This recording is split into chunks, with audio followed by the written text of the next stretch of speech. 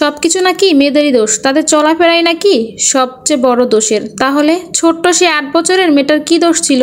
সেই মেয়েটার কি অপরাধ ছিল বলতে পারেন কেউ? কোন অপরাধে আজকে সেই মেয়েটা দুনিয়া ছাড়লো? সো হ্যালো এভরিওয়ান, আসসালামু আলাইকুম, welcome back to my another blog. আশা করি সবাই ভালো আছেন, আলহামদুলিল্লাহ আমিও ভালো আছি। তো আজকে ভিডিওটা কিন্তু আমি একেবারে সকাল থেকেই শুরু করলাম। সকালবেলা উঠে এই যে ছোলা বুট ভিজাচ্ছিলাম পানিতে সেদ্ধ করার জন্য। তো এখানে প্রায় 1 কেজির মতো ছোলা বুট ছিল, আমি আগে ভিজিয়ে রেখে দিয়েছি, পরে এগুলো সেদ্ধ করে তারপর ডিপ ফ্রিজে রেখে দেবো। 1 কেজি ভিজিয়ে নিয়েছি, 1 কেজি যতদিন হয় তারপর কিন্তু আমি আবারও প্রয়োজন হলে ভিজিয়ে নেব। আর এই ভিডিওটা কিন্তু ছিল প্রথম রমজানের দিন। তো এই ভিডিওটা তখন আপনাদের সাথে শেয়ার করা হয়নি, তো আজকে ভাবলাম যে আপনাদের সাথে ভিডিওটা শেয়ার করি। তো আজকে যে রান্না করতেছি আমি সিম আলু টমেটো দিয়ে কিন্তু একটা সবজি রান্না করব, আর সাথে পাঙ্গাস মাছ টমেটো দিয়ে ভুনা করে নেব। তো প্রথমে কিন্তু আমি সিম আলুর তরকারিটা রান্না বসিয়ে দিয়েছি, তারপর আমি পাঙ্গাস মাছটা রান্না করে নেব। তো আজকে কিন্তু খুব তাড়াতাড়ি করে রান্না করে নিচ্ছি, কারণ বিকেলবেলা একটু বের হবে, মানে আমার পায়ের নুপুরগুলো একদম ছিঁড়ে গেছে। তো ভাবলাম যে ওগুলো একটু ঠিক করে নিয়ে আসবো, তা না হলে একদম ভেঙে আবার বানাইতে দিয়ে আসবো। যেহেতু ঈদও চলে আসছে, আর তাছাড়া খালি পায়ে একদম আমার ভালো লাগে না থাকতে। ছোটবেলা থেকে নুপুর পরার অভ্যাস আর শখ, আমার নুপুর অনেক শখের। তো ভাবলাম যে তাড়াতাড়ি করে একটু ঠিক করে নিয়ে আসি। তো এই যে এদিকে কিন্তু আমি মাছগুলো লবণ আর হলুদ মাখিয়ে নিয়েছি, এখন খুব ভালো করে ভেজে নেব। পাঙ্গাস মাছটা হয়তো অনেকেই পছন্দ করে না, কিন্তু বাচ্চাদের খাওয়াতে কিন্তু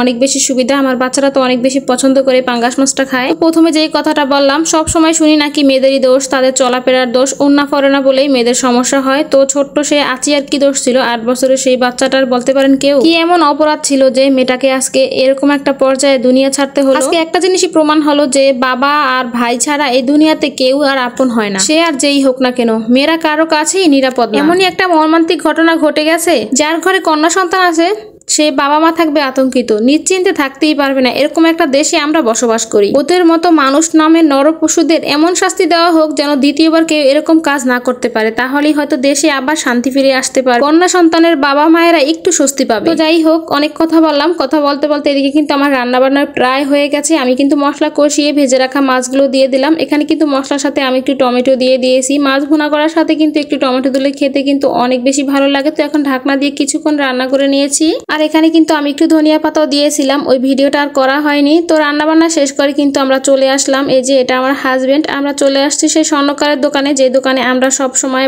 সবকিছু বানাই। তো এসে দেখি যে সে দোকানে নাই, মানে ভিতরে আছে। তো আমরা কিছুক্ষণ ওয়েট করার পর সে আসলো। তো আমি আমার পায়ের নুপুরগুলো দিলাম, ওগুলো একদম ভেঙে গেছে। তো ওগুলো ভেঙে আমি আবার নুপুর নতুন করে বানিয়ে নেব, তাই সে পুরানো নুপুরগুলো দিয়ে দিলাম। সাথে কিন্তু পায়ের 2টা রিংও বানিয়ে দিয়েছিলাম, আর সাথে 1 জোড়া রূপার চুড়ি। যখন বানিয়ে নিয়ে আসবো তখন অবশ্যই আপনাদের সাথে শেয়ার করব। তো আসার পথে কিন্তু আমি আমার একটু শ্বশুর বাড়িতেও গিয়েছিলাম, কারণ আমার শ্বশুর বাড়ির ওই জায়গায় সেই স্বর্ণকারের দোকানটা। শাশুড়ি আমার কাছে যাওয়ার পর শাশুড়ি আমার নিজের হাতে ভাজা মুড়ি দিয়েছিলেন আমাদেরকে রমজানে খাওয়ার জন্য। তো আজকের মতো ভিডিওটা এখানেই শেষ করলাম। সবাই ভালো থাকবেন, আল্লাহ হাফেজ।